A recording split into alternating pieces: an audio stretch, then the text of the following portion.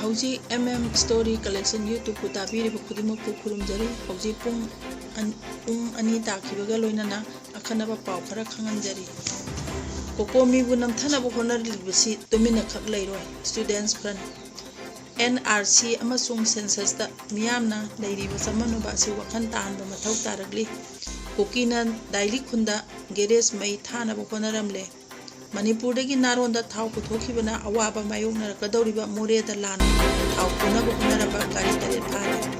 fuda chenabasi international wena lawani desa Cocomi bunam thanaba hunar buche tumina khak leiroi Cocomi na sinbuna chathakiba khumchat adu na insagi thawon kaya tawbugi mahut phona thana phana thurolaga Cocomi na sen chaki madi government da yaksina khare haibase group yaung puthokbiro Karigumba Cocomi na araba leramnabadi leiba miyamda lale haibagi khudong chaba du thamjage mathong marang khangdana Cocomi bu namthanaba thawomsing ase tumina yenguna khak leiroi haina Cocomi students fund ki governor lukam alang bana phongokre asi lamphe pata leiba Cocomi gi office bangkokba pawunpa amada malang bana hai haukiba chahi ing lisingani sumna doigi me ahumdagi thololibe irang asi asi pawolu sindana lakwa sida Cocomi na government gi pire asi karino haibse chapchana khangdona ba ngarang Cocomi na miyanga loina wahang tare amagi kunjang mo sansikhe laibak thibedi mioi lising na saru ya ki miyangi kunjang ado asagi marana interest da amadi tension amada Cocomi na silib kunjang ado tubai na kona bada nattana mioi kaya na khaira ba kaithenda mo chagalakuna Cocomi gi thomi amasung hana gi desangi President Mayengwam Sumorjida Thaduna Mahapuba Zaibagi Thabak Chatharakiba asi Cocomi student front asina Faidagi akan mamongda pandem tawgi Thawdo asi front tumina asina tumina khak leiroi Sumorjid masada natraga Cocomi da kari numaitaba leibano haibado Cocomi gi office da lakuna samthokna si Furaki ina lai saba mioi singase masak khangdokuna Bakogi kungun muthak haudrabadi Manipur gi furup ase achawa mangjaba ma oigani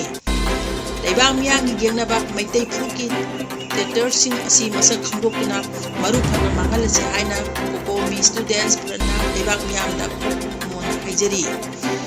Hainamba ima kaithen ase Manipur gi diglam chatga sakona duna laglaba leibang phunai asi kanunaba iho kaya gi maru oiba horofam amani amadi mayoni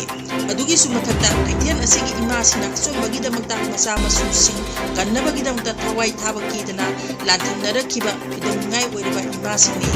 asiguma sengnaba ima kaithen asikotada ima sabi kharana furup asibu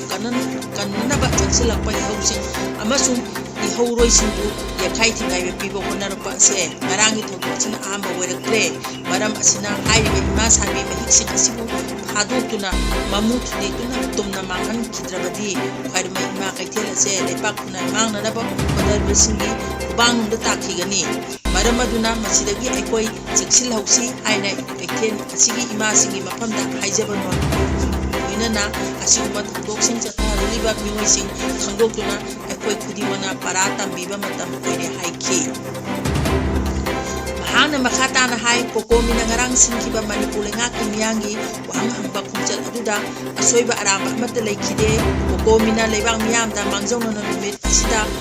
maikei digi miyam amasung lupsing asibaga pangkhau oiraba Manipur ngakta English ngani sumna kulumdoi me umdagi Zatharaliba India government gi puksi war asiga mari leinana wang singhangmagi khungjang changsinsi amadi khungjang aduda insagi taba amata yawaloisi haina lakthokkiba leikre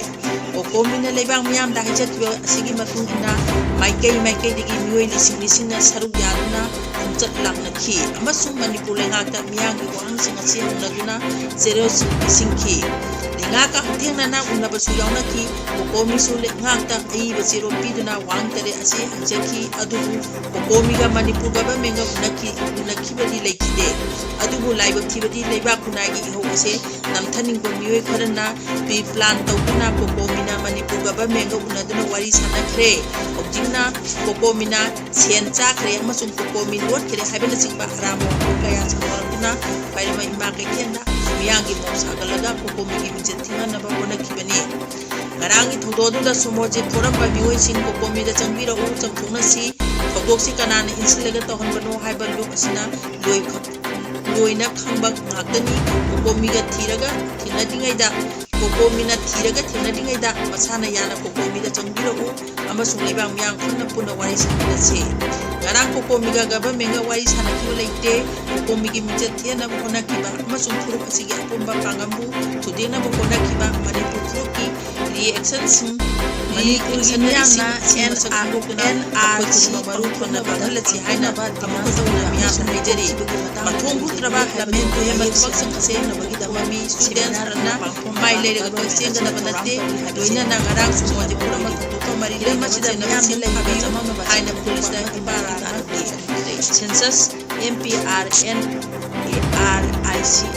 ꯑꯃꯁꯨꯡ foreigner ꯇ꯭ꯔꯥꯏꯕꯨꯅꯦꯜꯒꯤ ꯃꯇꯥꯡꯗ ꯆꯃꯝꯅꯕ ꯂꯩꯔꯤꯕꯁꯤꯡ ꯈꯪꯗꯣꯛꯄ ꯑꯁꯤ state ꯑꯁꯤꯒꯤ ꯑꯣꯏꯅ ꯈ꯭ꯋꯥꯏꯗꯒꯤ ꯃꯔꯨꯑꯣꯏꯕ ꯊꯕꯛ ꯑꯃꯅꯤ ꯀꯔꯤꯒꯨꯝꯕ ꯒꯚꯔꯟꯃꯦꯟꯠꯅ ꯑꯦꯛꯁꯄꯥꯔꯠꯁꯤꯡꯒ ꯂꯣꯏꯅꯅ ꯍꯤꯔꯝ ꯑꯁꯤꯗ ꯈꯟꯅꯗꯨꯅ ꯃꯌꯦꯛ ꯁꯦꯡꯅ ꯃꯤꯌꯥꯝꯗ ꯋꯥꯈꯜ ꯇꯥꯍꯜꯂꯕꯗꯤ ꯀꯥꯡꯂꯨꯞ ꯑꯃꯠꯇꯗ ꯅꯨꯡꯉꯥꯏꯇꯕꯁꯨ ꯐꯥꯎꯍꯟꯗꯕ ꯑꯣꯏꯒꯅꯤ ꯃꯔꯩ ꯌꯦꯠꯅꯕꯒꯤ ꯃꯍꯨꯠꯇ ꯋꯥꯔꯤ ꯁꯥꯟꯅꯗꯨꯅ ꯄꯨꯟꯅ ꯋꯥꯈꯜ ꯇꯥꯃꯤꯟꯅꯕ ꯍꯦꯟꯅ ꯐꯒꯅꯤ ꯍꯥꯏꯕꯒꯤ ꯈꯣꯡꯊꯥꯡ ꯑꯃ ꯆꯤꯐ ꯃꯤꯅꯤꯁꯇꯔ ꯋꯥꯏ ꯈꯦꯝꯆꯥꯟꯅ ꯂꯧꯈꯠꯂꯤꯕ ꯑꯁꯤꯅ ꯑꯁꯥꯝꯗ ꯄꯥꯡꯊꯣꯛꯈꯤꯕ NRCꯗ ꯊꯦꯡꯅꯈꯤꯕ ꯈꯨꯗꯣꯡꯆꯥꯗꯕ ꯑꯗꯨ ꯅꯧꯍꯧꯅꯅ ꯅꯤꯡꯁꯤꯡꯕ ꯌꯥꯏ ꯆꯍꯤ ꯀꯌꯥ ꯆꯪꯅ ꯑꯃꯗꯤ ꯂꯨꯞ ꯀꯣꯇꯤ ꯀꯌꯥ ꯆꯪꯅ ꯄꯥꯡꯊꯣꯛꯈꯤꯕ NRCꯗ ꯗꯣꯀꯨꯃꯦꯟꯇꯦꯁꯟ ꯒꯦꯞ ꯂꯩꯕꯗꯒꯤ ꯑꯃꯁꯨꯡ ꯄ꯭ꯔꯣꯁꯤꯗ꯭ꯌꯨꯔꯗ ꯑꯔꯥꯏꯕ ꯑꯣꯏꯗꯕꯗꯒꯤ ꯂꯝꯗꯝ ꯑꯗꯨꯒꯤ ꯑꯁꯦꯡꯕ ꯁꯤꯇꯤꯖꯦꯟ ꯀꯌꯥ ꯂꯧꯊꯣꯛꯈꯤꯕ ꯑꯗꯨꯁꯨ ꯑꯩꯈꯣꯏꯅ ꯅꯥꯊꯩꯕ ꯆꯨꯝꯂꯣꯏ NRC ꯄꯥꯡꯊꯣꯛꯄ ꯑꯁꯤꯅ ꯃꯤ ꯑꯃꯗ ꯅꯠꯇ꯭ꯔꯒ ꯁꯦꯛꯁꯟ ꯈꯔ ꯈꯛꯇꯗ ꯀꯥꯟꯅꯕ ꯄꯤꯒꯗꯕ ꯅꯠꯇꯦ ꯃꯇꯝ ꯁꯥꯡꯅ ꯆꯠꯅꯒꯗꯕ ꯁꯦꯀꯨꯔꯤꯇꯤ ꯗꯦꯃꯣꯒ꯭ꯔꯥꯐꯤꯛ ꯏꯟꯇꯤꯒ꯭ꯔꯤꯇꯤ ꯑꯃꯁꯨꯡ ꯃꯅꯤꯄꯨꯔꯒꯤ ꯃꯤꯄꯨꯝ ꯈꯨꯗꯤꯡꯃꯛꯀꯤ ꯌꯥꯏꯐꯕ ꯑꯣꯏꯒꯗꯧꯔꯤꯕꯅꯤ ꯃꯇꯝ ꯁꯥꯡꯅ ꯈꯥꯡ ꯈꯥꯡꯗꯨꯅ ꯂꯩꯕ ꯅꯠꯇ꯭ꯔꯒ ꯌꯥꯝꯅ ꯑꯊꯨꯕ ꯃꯇꯝꯗ ꯋꯥꯔꯦꯞ ꯑꯃ ꯂꯧꯕꯗꯒꯤꯗꯤ ꯑꯄꯨꯟꯕ ꯑꯃꯁꯨꯡ ꯑꯃꯠꯇ ꯑꯣꯏꯅ ꯌꯥꯅꯕ ꯋꯥꯔꯦꯞ ꯑꯃꯗ ꯁ꯭ꯇꯦꯠ ꯑꯁꯤꯒꯤ ꯑꯣꯏꯅ ꯍꯦꯟꯅ ꯐꯕ ꯑꯣꯏꯒꯅꯤ ꯉꯁꯤ ꯃꯅꯤꯄꯨꯔ ꯃꯤꯌꯥꯝ ꯑꯁꯦ ꯌꯥꯝꯅ ꯂꯨꯕ ꯇꯥꯡꯐꯝ ꯑꯃ ꯃꯥꯌꯣꯛꯅꯗꯨꯅ ꯂꯩꯔꯤ ꯏꯪ 2001 ꯑꯃꯁꯨꯡ 2019ꯒꯤ ꯃꯤꯀꯣꯛ ꯊꯤꯕꯗ ꯁ꯭ꯇꯦꯠ ꯑꯁꯤꯒꯤ ꯆꯤꯡꯒꯤ ꯁꯕ ꯗꯤꯕꯤꯖꯟ ꯈꯔꯗ ꯆꯨꯝꯗꯕ ꯃꯑꯣꯡꯗ ꯃꯤꯁꯤꯡ ꯍꯦꯟꯒꯠꯂꯛꯄꯒꯤ ꯃꯇꯥꯡꯗ ꯀꯨꯞꯅ ꯈꯪꯅꯍꯧꯗꯕ ꯌꯥꯗ꯭ꯔꯤ ꯀꯔꯤꯒꯨꯝꯕ ꯑꯁꯤꯒꯨꯝꯕ ꯗꯇꯥ ꯑꯁꯤꯗ ꯌꯨꯝꯐꯝ ꯑꯣꯏꯔꯒ ꯗꯤꯂꯤꯃꯤꯇꯦꯁꯟ ꯄꯥꯡꯊꯣꯛꯈ꯭ꯔꯕꯗꯤ ꯄꯣꯂꯤꯇꯤꯀꯦꯜ ꯔꯤꯄ꯭ꯔꯖꯦꯟꯇꯦꯁꯟꯗ ꯑꯀꯥꯏꯕ ꯄꯤꯔꯛꯄꯗ ꯅꯠꯇꯅ ꯌꯦꯜꯍꯧꯃꯤꯗ ꯁꯣꯛꯍꯟꯒꯗꯧꯔꯤꯕꯅꯤ ꯑꯃꯔꯣꯝꯗ ꯃ꯭ꯌꯥꯟꯃꯥꯔꯒꯤ ꯉꯝꯈꯩ ꯋꯥꯡꯃ ꯂꯥꯟꯅ ꯂꯣꯅ ꯌꯥꯗꯕ ꯃꯑꯣꯡꯗ ꯃꯤꯇꯣꯞ ꯆꯪꯁꯤꯜꯂꯛꯇꯨꯅ ꯄꯣꯄꯤ ꯊꯥꯖꯤꯜꯂꯛꯄ ꯎꯃꯪ ꯀꯣꯛꯊꯣꯛꯄ ꯑꯃꯁꯨꯡ ꯃꯤꯂꯤꯇꯦꯟꯁꯤꯒꯤ ꯊꯕꯛ ꯍꯦꯟꯒꯠꯂꯛꯄ ꯑꯁꯤꯅ NRC ꯅꯠꯇ꯭ꯔꯒ ꯃꯁꯤꯒ ꯃꯥꯟꯅꯕ ꯊꯕꯛ ꯑꯁꯤ ꯃꯤꯀꯣꯛ ꯊꯤꯗ꯭ꯔꯤꯉꯩꯒꯤ ꯃꯃꯥꯡꯗ ꯄꯥꯡꯊꯣꯛꯄ ꯃꯊꯧ ꯇꯥꯏ ꯍꯥꯏꯅ ꯈꯟꯅꯔꯛꯄꯅꯤ ꯑꯁꯤꯒꯨꯝꯕ ꯄꯨꯛꯅꯤꯡꯒꯤ ꯑꯋꯥꯕ ꯑꯁꯤ ꯋꯥꯈꯜꯅ ꯁꯥꯖꯤꯟꯕ ꯅꯠꯇꯦ ꯃꯁꯤꯒꯤꯗꯃꯛꯇ ꯑꯣꯔꯒꯅꯥꯏꯖꯦꯁꯟ ꯀꯌꯥꯅ ꯏꯍꯧ ꯍꯧꯕꯒ ꯂꯣꯏꯅꯅ NRC ꯇꯧꯗꯅ ꯃꯤꯀꯣꯛ ꯊꯤꯕ ꯌꯥꯔꯣꯏ ꯍꯥꯏꯅ ꯈꯣꯜꯂꯥꯎ ꯂꯥꯎꯔꯤꯕꯅꯤ ꯃꯅꯤꯄꯨꯔꯒꯤ MP ꯗꯥꯛꯇꯔ ꯑꯉꯣꯝꯆꯥ ꯕꯤꯃꯣꯜꯒꯤ ꯃꯥꯏꯀꯩꯗꯒꯤꯁꯨ ꯁꯣꯛ 2003 Amendment to the Citizenship Act 1985ꯒꯤ ꯃꯈꯥꯗ national register of India citizen NRIC ꯑꯁꯤ ꯍꯥꯟꯅ ꯑꯞꯗꯦꯠ ꯇꯧꯕ ꯑꯃꯗꯤ ꯐꯣꯔꯦꯅꯔ ꯇ꯭ꯔꯥꯏꯕꯨꯅꯦꯜ ꯃꯄꯥꯡꯒꯜ ꯀꯟꯈꯠꯍꯟꯕ ꯃꯊꯧ ꯇꯥꯏ ꯍꯥꯏꯅ ꯐꯣꯡꯗꯣꯛꯈ꯭ꯔꯦ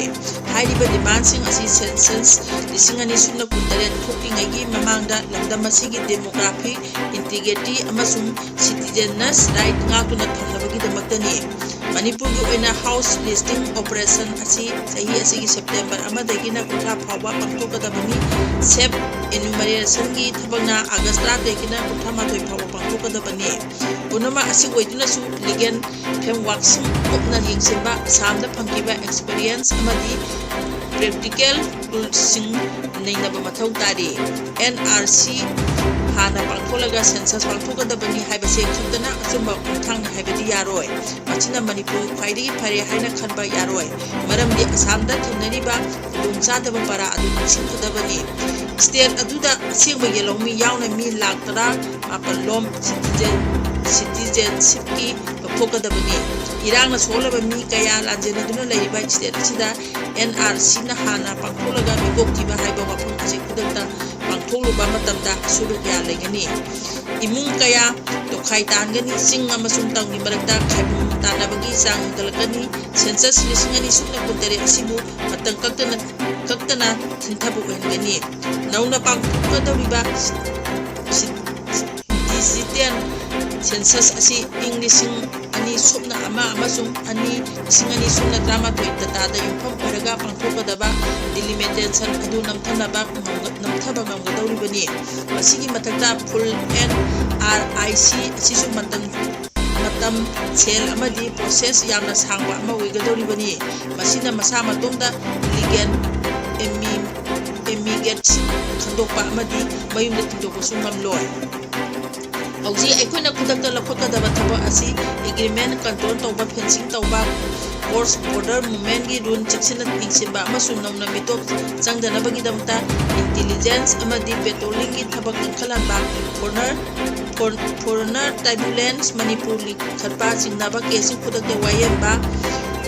asi mathau tai makhata na risk lawdanabagi damak government asina stakeholder dimakta punsinuna kumna khanaba matung yanaba ponaba khonabagi tangai phataba lei matang sida story collection YouTube tabiri besungul amuka hana